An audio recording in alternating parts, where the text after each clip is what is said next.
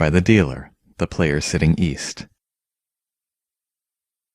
Whatever number comes up, count that many players around the table counterclockwise, starting with the dealer. 1, 2, 3. Now, the player this count lands on is the player whose wall will be broken. Start from the right-hand end of your wall and count the same number from the dice roll of vertical tile stacks to the left, clockwise. 1, 2, 3. Remember to count by stacks, not by individual tiles. The break in the wall is inserted immediately after the stack this count lands on.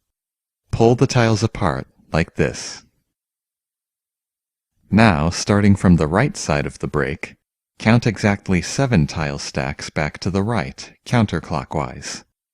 If you reach the end of your wall, continue counting over the next player's wall. After the 7th stack, insert another break like this, so that you have 14 tiles set apart from the rest of the wall. These tiles are not normally drawn by the players during a hand. They are referred to in English, rather famously, as the dead wall. The rest of the tiles are the ones that will be dealt to and drawn by the players. Sometimes I like to call them the live wall to distinguish the two, but they're usually just referred to as the wall. The player whose wall was broken counts 3 tile stacks clockwise from the left-hand end of the dead wall and flips the top tile of the 3rd stack face up. This tile is a Dora indicator, and it marks certain tiles in the game as Dora, or bonus tiles. The 5 rightmost tiles on the top row of the dead wall all have the potential to become Dora indicators over the course of a hand, but only this one is flipped up at first. The others are only unlocked one by one when a special condition is met. I'll talk more about Dora and Dora indicators in a little while. Sometimes you may see this end of the dead wall adjusted so that it looks like this. You may do this yourself, but it's optional. Just don't let it throw you off. Now, the players will take turns drawing tiles from the wall to build their starting hands. The dealer always draws first. Start from the beginning of the wall, which is the end closest to the face-up Dora indicator. Take the first 4 tiles in 2 stacks like this. Keep the tiles face down while you're moving them, and then stand them up facing you like this. The other players will do the same thing, taking turns counterclockwise from the dealer. Going by the player's seat wins, this again follows the standard win sequence of east, south, west, north.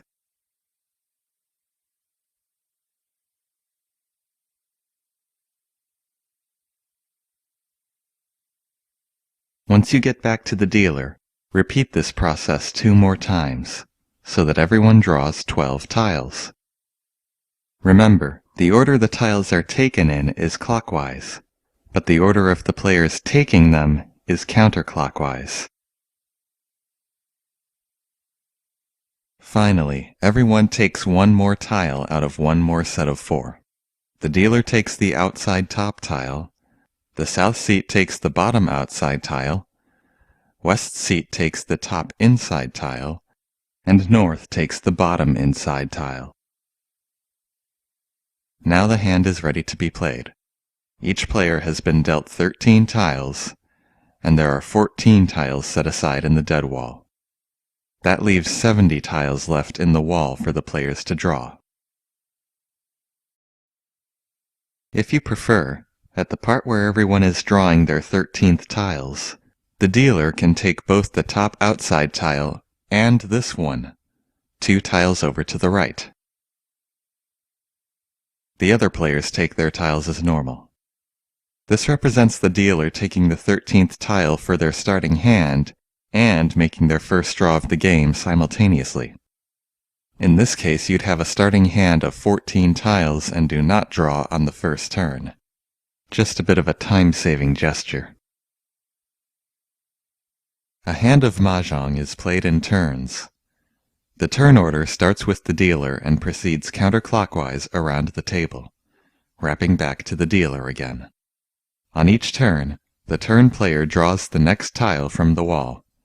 One stack of the wall is used at a time, so one player will take the top tile of the stack, then the next player takes the bottom tile of the stack, and the player after that moves on to the top of the next stack, and so on. After drawing, the turn player chooses one tile to discard. It could be a tile from your hand or the tile you just drew. While you are deciding which tile to discard, it is a common practice to place the tile you just drew horizontally on top of your hand. When you discard a tile, place it face up on the table in front of you, on the inside of the wall.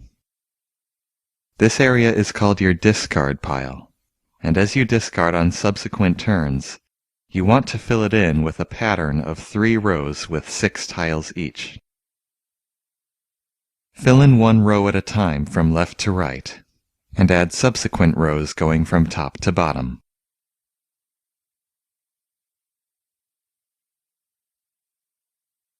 In some cases, you may still have tiles left to discard after filling in the 3rd row. Just tack on all extra discards to the right end of the 3rd row. The event of all 4 players taking one turn each is sometimes called a go-around, and each player has their own go-around that starts with themselves. Gameplay continues like this, with players drawing and discarding in turn, until one player declares a winning hand of tiles. At this point the hand ends. A score is calculated for the winning player's hand, and points are exchanged. However, it may also happen that the wall's supply of tiles is exhausted before anyone is able to assemble a winning hand. If a player draws the last tile in the wall before arriving at the dead wall, discards, and still no one declares a winning hand, then the hand ends in a draw.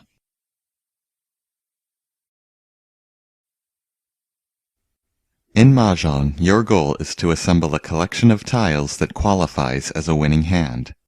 To accomplish this, there are 2 criteria that your hand must meet. First, it must contain a qualifying combination of tiles. Although there are exceptions, a qualifying combination nominally consists of 4 melds of 3 tiles and 1 pair of tiles, 14 tiles in all. A meld is a group of 3 tiles that can be used together in ways I'll describe next, and a pair is just 2 copies of the same kind of tile. No single tile can count for more than 1 meld or a meld and a pair at the same time. They must all be separate from one another. The second criterion of a winning hand is that it must satisfy at least 1 yaku. A yaku is a rule that describes a general pattern appearing in your combination of tiles, or a specific circumstance under which you finished building your hand. Each yaku has a value associated with it called a han value, and it's these han values that are primarily responsible for determining how many points a winning hand is worth. Every yaku your hand qualifies for contributes its han value to your total, but you must always have at least 1. There are a great many different yaku, and learning them all can be a daunting task. But fortunately, you don't need to learn them all right away. I'll discuss at length what all of the yaku are and how your hand can qualify for them later in the video. For now, just focus on memorizing these basic principles of building a complete hand. There are 2 types of melds you can have in your hand based on which one of 2 criteria it satisfies. The first type of meld is called a set, which is 3 tiles of the exact same type. Any type of tile at all can qualify for a set, as long as you have 3 copies of it. Both the suits of the tiles and their values must be exactly the same. A set of 3 tiles is referred to specifically as a triplet, or 3 of a kind. If you happen to have all 4 copies of a tile in your hand, it is possible to combine them into a quad, or 4 of a kind, which also counts as a set. However, there are specific rules for doing so, which I'll get to in a bit. The other type of meld you can have is called a sequence, also known as a run or a straight. This is any group of number tiles in the same suit whose values are 3 consecutive numbers.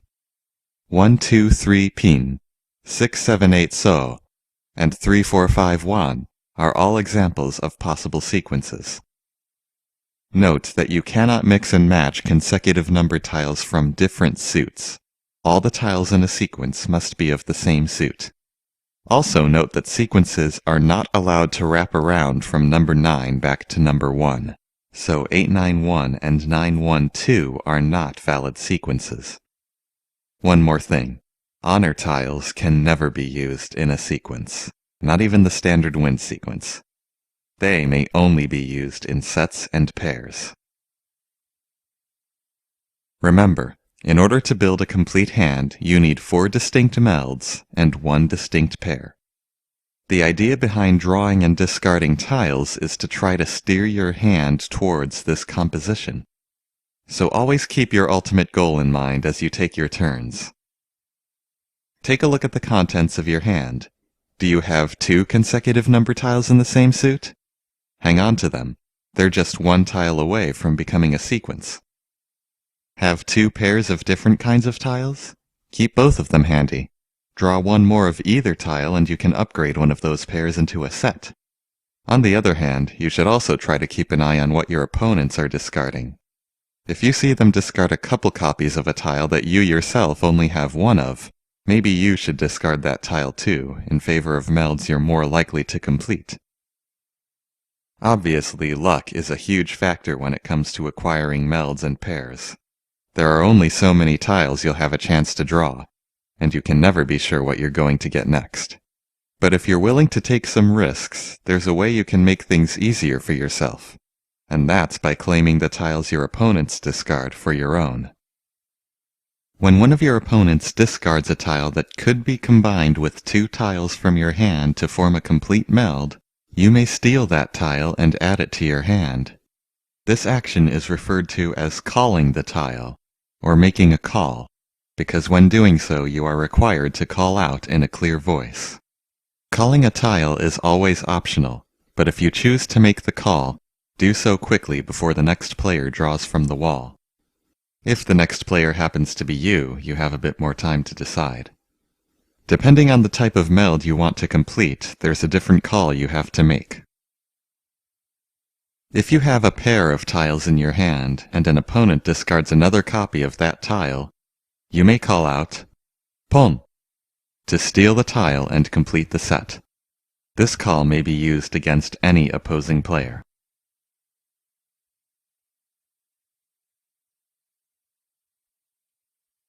If your hand has 2 out of 3 number tiles of any sequence, and the opponent to your left discards the 3rd number, you may call out, Chi, to steal the tile and complete the sequence. It doesn't matter where the discarded tile falls in the sequence, as long as it completes one. For example, if you're holding 1, 2 so, you can call Chi on the 3 so. If you're holding 1, 3 so, you can call Chi on the 2 so. If you're holding 2, 3 so, you can call Chi on the 1 so, or the 4 so.